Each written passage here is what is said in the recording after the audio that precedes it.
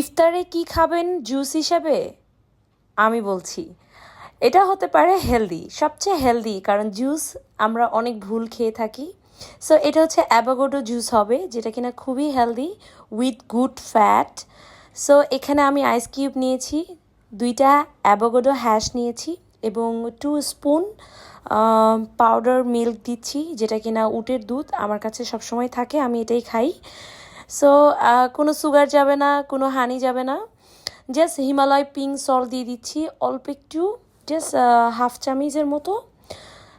যে কোনো লিকুইড মিল্কও আপনারা চাইলে ইউজ করতে পারেন, কোনো সমস্যা নাই। আর পাউডার ফর্ম থাকলে পাউডারও ইউজ করতে পারেন। আর আমি এখন এটাতে অ্যাড করব শুধু পানি, যেটা 5 মিনিটস অনলি ফ্রিজে থাকবে এরকম পানি, যেহেতু এখানে আইস কিউব আছে। সো আর ঠান্ডা বেশি করব না আমি, কারণ আমি একদম ঠান্ডা এত বেশি খেতে পারি না। সো এখানে আমি পানিটা অ্যাড করে দিলাম।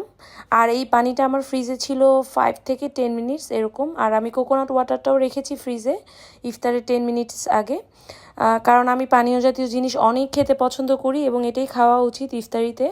সো দেখেন কত সুন্দর কালার চলে আসছে অ্যান্ড ভেরি স্মুথি গ্লোয়িং স্কিনের জন্য এটা খুবই খুবই ভালো।